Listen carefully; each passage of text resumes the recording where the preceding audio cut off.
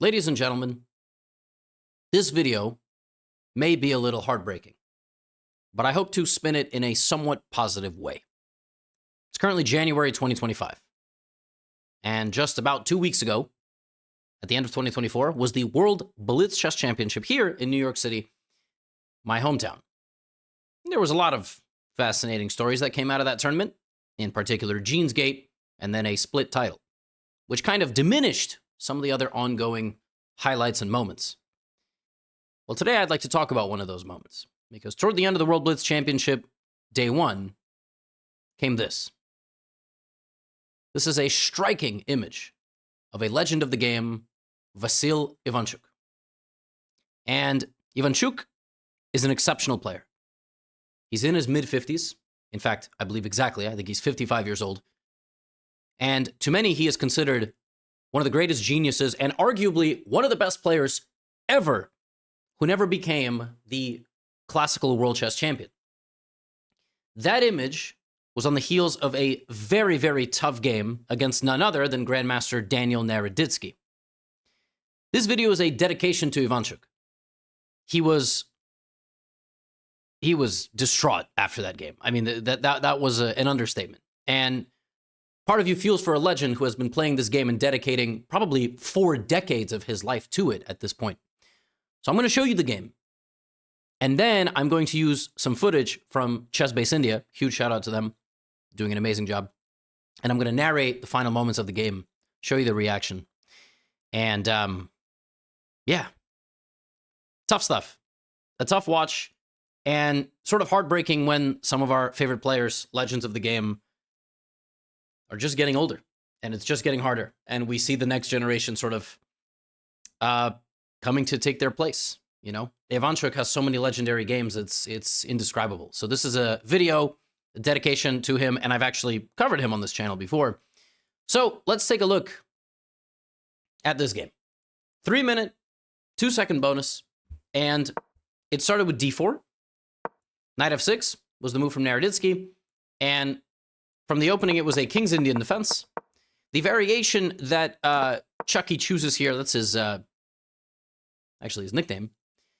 This is called the same-ish variation. There's a lot of variations that you can play against black's setup here. F3 is designed to repel anything from coming to g4, and then white will sort of move from there. Sometimes white can attack, sometimes white, just plays queen d2 and goes like this, so Ivanchuk plays the same-ish. And Danya plays a6. Is a fascinating concept. And the idea of a6 is that then you would like to break in the center. a6 is designed to help propel some pawn forces forward. It's a nice kind of waiting move. And Ivanchuk plays bishop d3. And we have knight f to d7. Danya clearly very comfortable, very confident in this type of position in the King's Indian defense. By the way, fantastic opening for black. Like, if you want to play the real, pure, serious King's Indian defense, I mean, it's an excellent opening. Knight e2, and here comes c5 and d5, and we actually see very early, Danya is at 3 minutes. That's because when the players start their game, they actually gain time. You gain time for the whole game. So by the middle game, by the time Danya plays knight e5, he's already got a 45-second lead because it was sort of Ivanchuk who was deciding how he's trying to set up his pieces. And here we're going to see the other idea of a6 is that black wants to go b5. So if white were to castle, then black would play for b5. And that looks on the surface like it loses a pawn. But actually, in a lot of these positions, it really doesn't matter if this pawn is there because black will get very quick counterplay. But also, you don't have to lose the pawn. You can take the bishop. And it's not easy for white to take because very quickly comes counterplay with this bishop. Which is why in this position, Ivanchuk plays a4. Okay? Danya has the opening that he likes, plays knight b to d7. Which is a perfectly reasonable move. Already, Danya can go for a pawn break with e6 and a pawn break with f5. Pawn breaks, of course, being spots on the board where you can offer an exchange. This is kind of a pawn break, but not anymore because the pawn would take and, you'd be pinned and that wouldn't really make much sense. Danya goes here, and Ivanchuk plays b3.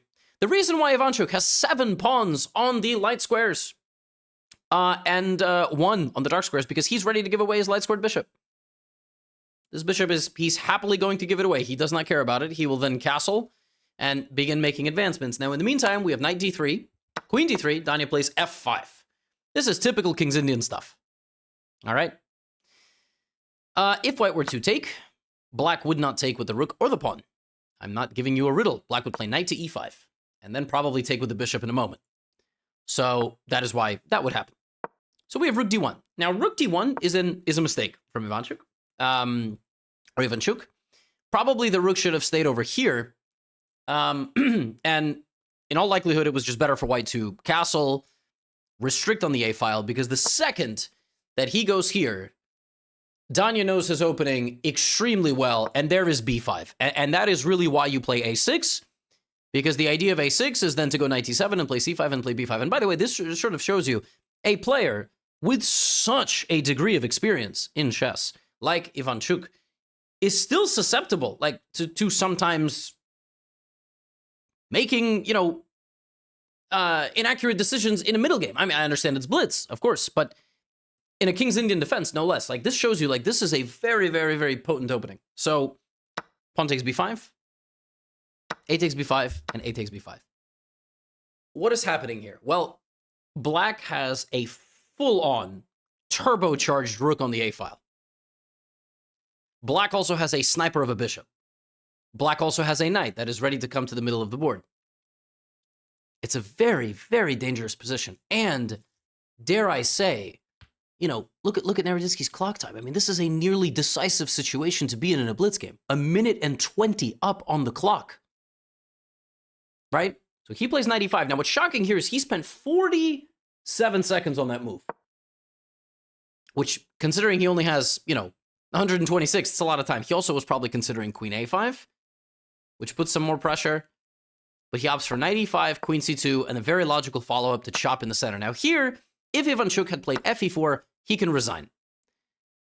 Why? Because now he cannot castle. If his king is going to be stranded in the center of the board, it's going to be nearly fatal. White's king needs to escape. It needs to castle.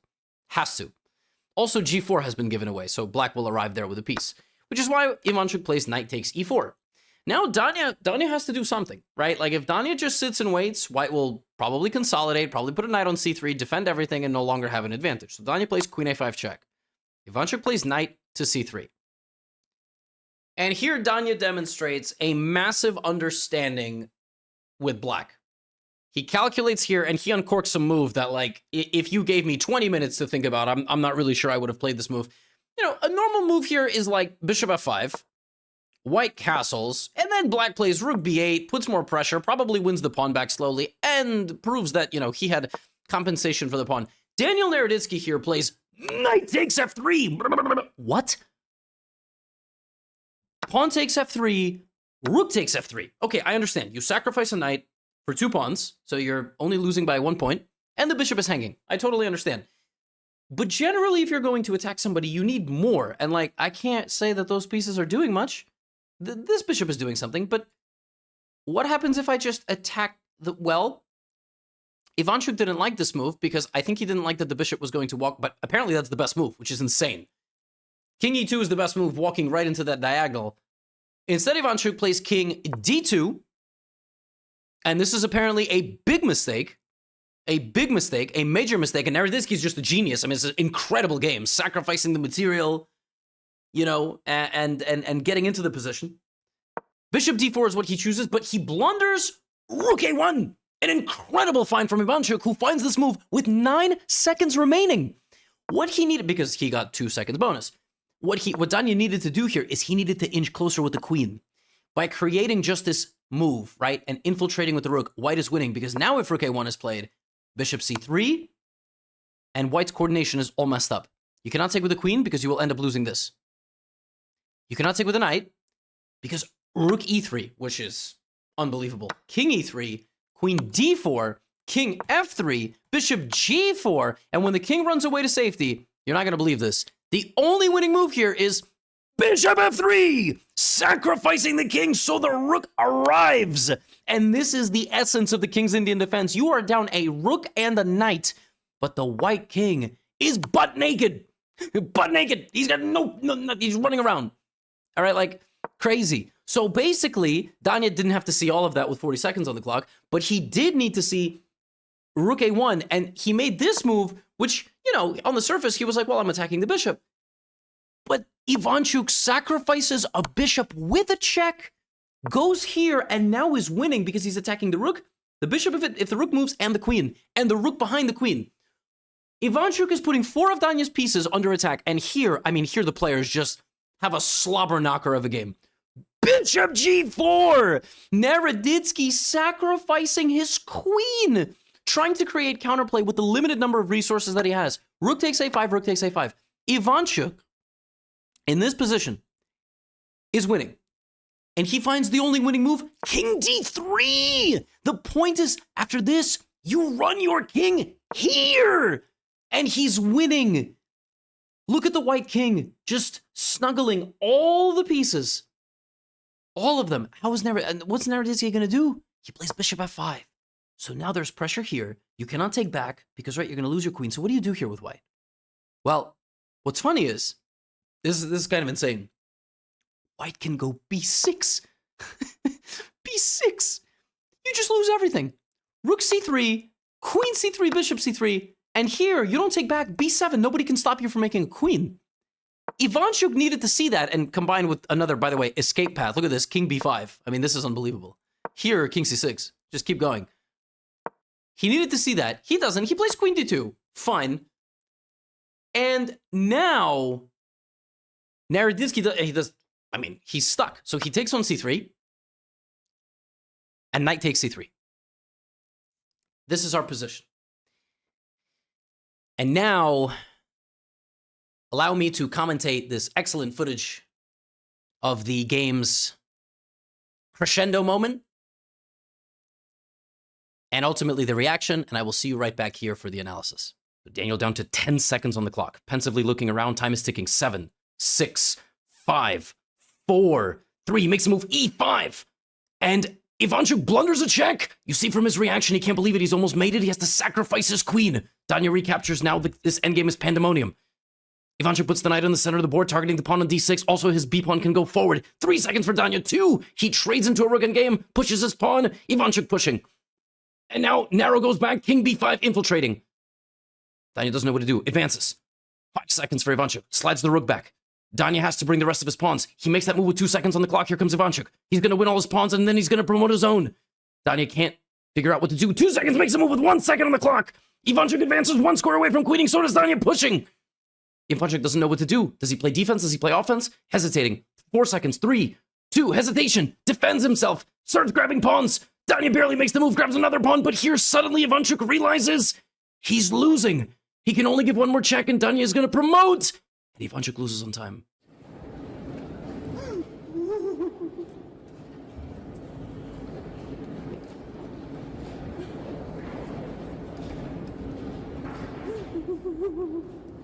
I'm not going to narrate this. I will simply let the emotions play out. But this is a very humbling moment between 2 wounded gladiators. I have to show a tremendous amount of respect to Ivanchuk and also to Danya for their reactions here. Danya sitting there, acknowledging that it was a messy game, a complicated game. A win is a win, but he may not feel that great inside about it. And can we just give some credit to this guy who looks like the front man from Squid Game, just happily sitting there watching 2 people suffer? I don't know who you are, but you're mysterious. Anyway, joking aside, here's the full reaction.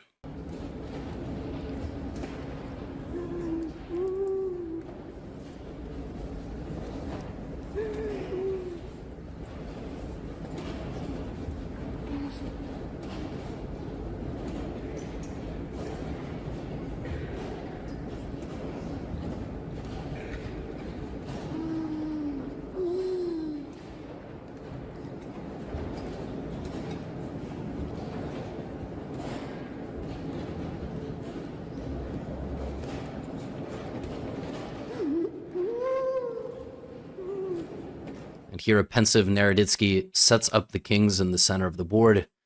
What that does is indicate to the broadcasting board that black has won the game. And now you're sort of faced with the dilemma of, do you set the pieces up? Do you try to comfort your opponent? It is sometimes customary to actually apologize in such a complicated game, but shout out once again to ChessBase India for that footage. Yeah, here it was over, but Naroditsky, an incredibly resourceful player. E5 is a spectacular move.